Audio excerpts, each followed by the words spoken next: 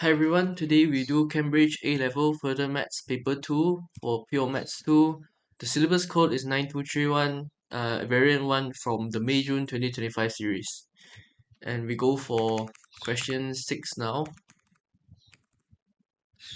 Question 6 is a hyperbolic function question, and we are given a identity and we want to prove this identity from the definition of exponentials of the hyperbolic tangent and hyperbolic secant function.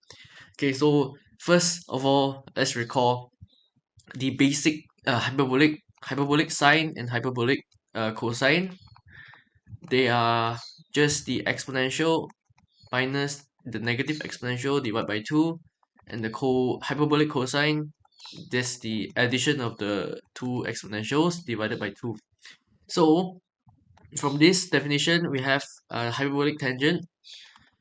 That will be the hyperbolic sine over hyperbolic cosine, and you will have just the exponential where the two, right, the denominator of the two, that's eliminated when you divide it. And also that the secant, hyperbolic secant, there is a reciprocal identity also of the hyperbolic cosine.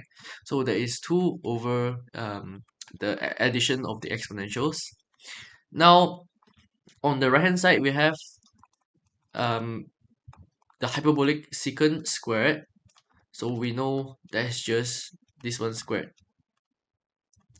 I think I'm not going to expand this first. I'll leave it like that first. Then we go on the left hand side, where we have 1 minus of the hyperbolic tangent squared. So I'll write in terms of the exponential. Hey, I forgot to replace everything with u. So it's a function in terms of u. Okay, so now we can expand a bit the brackets here.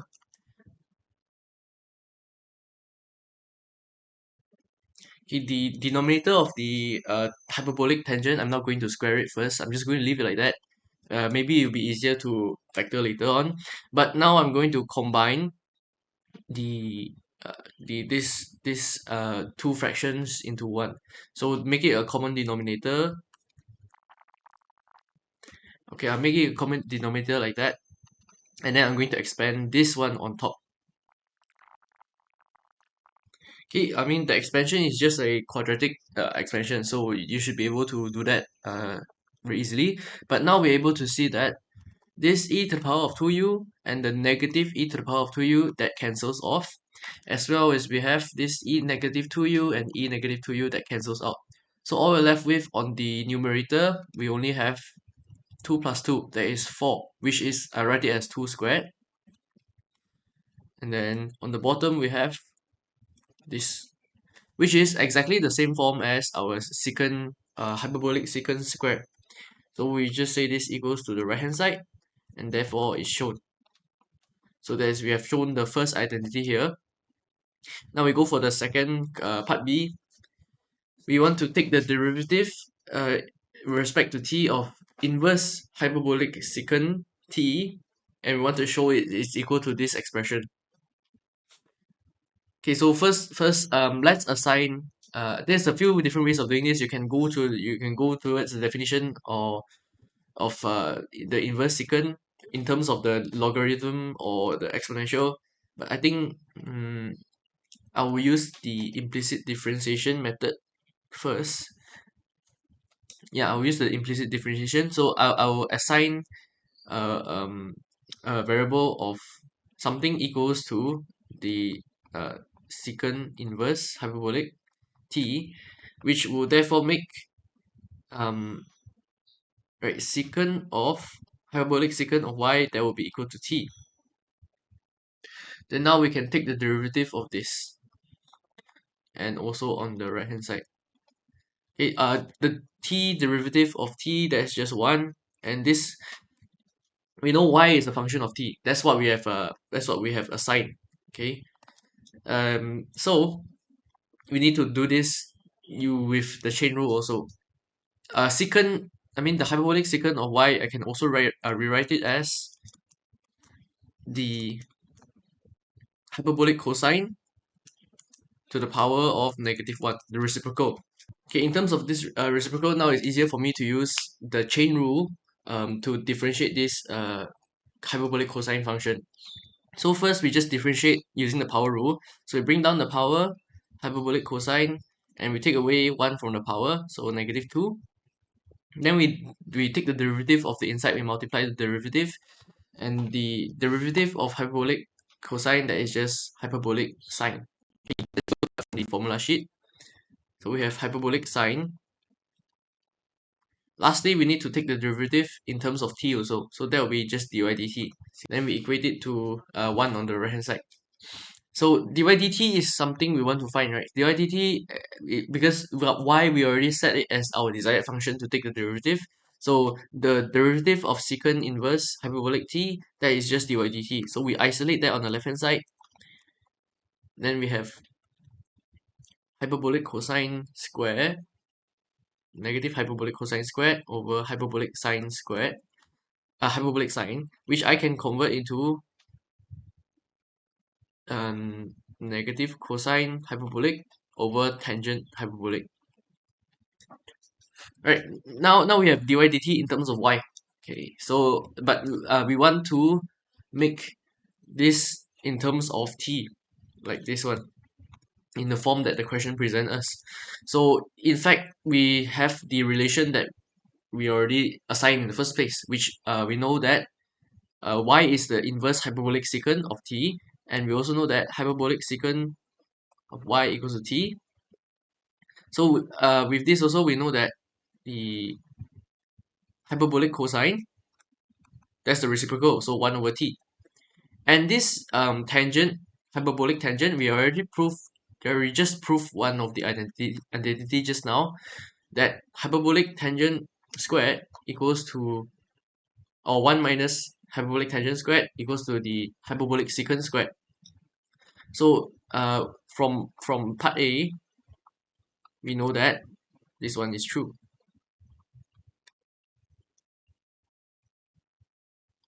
So we rearrange it. We want just the hyperbolic tangent of y, and we have the square root of 1 minus secant squared. And since secant squared, there is our t, so 1 minus t squared. Okay, so we have these two ready to substitute back into our equation or the derivative. So cosine, that's 1 over t, 1 over tangent, that is 1 minus t squared. And therefore, we also have shown this. It's exactly the same form, right? Yep.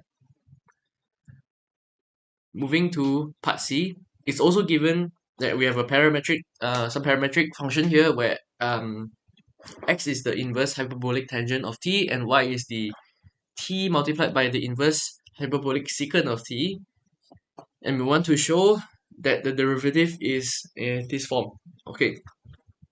So obviously we need to use it's a parametric form of the equation. Then we take the both of the derivative in terms of the parameter t here, and then we go and use the chain rule to find dy dx eventually.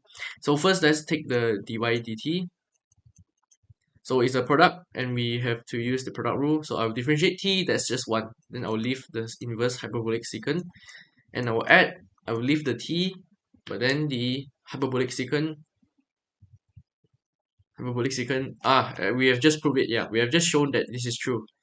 Hyperbolic secant inverse, that is 1 over t square root 1 minus t squared. Okay, so the t cancels out here. And we're left with, okay, so far so good. And for dx dt,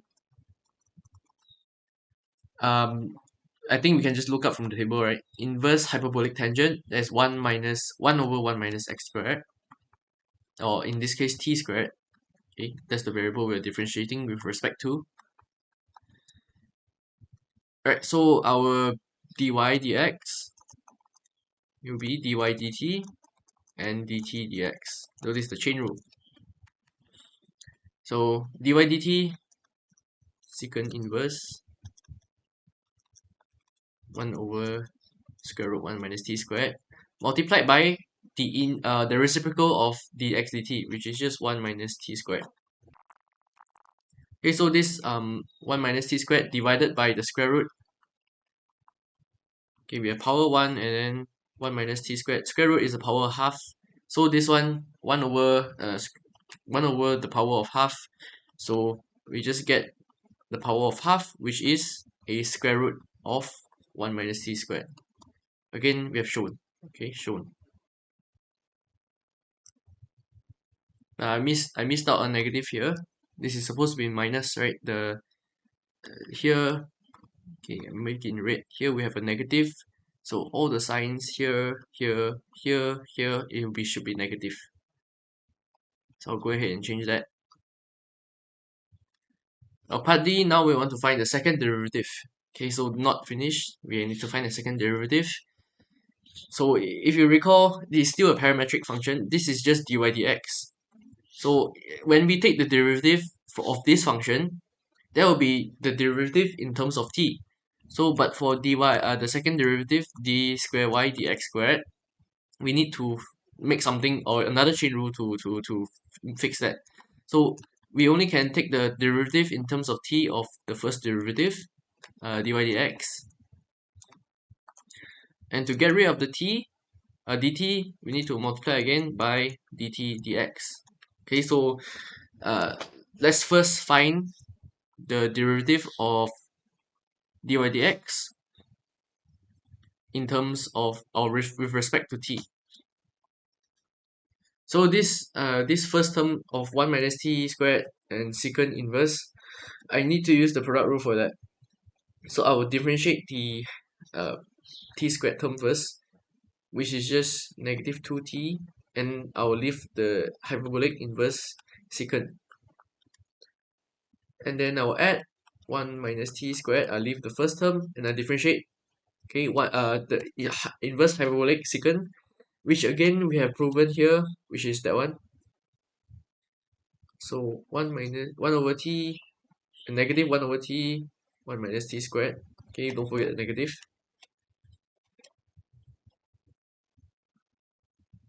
Then this square root term, I have t over 1 minus t squared using the chain rule. Okay, and then this entire, okay, is a positive, right? Positive using the chain rule.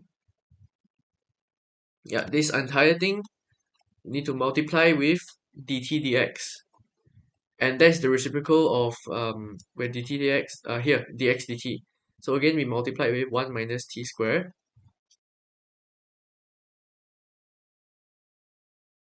After I multiply in all the terms like that, maybe it's better if we can do some simplification with the powers here. This one, let's see if we can see. I think it's better to leave it like this with the inverse hyperbolic secant. But for these fractions, the power 2 minus half, that will give us power or yeah, or rather power 1.5, right? 3 over 2, then over t. Here also we have power 1 minus power half, so it's a square root. Okay, so this will be the final answer.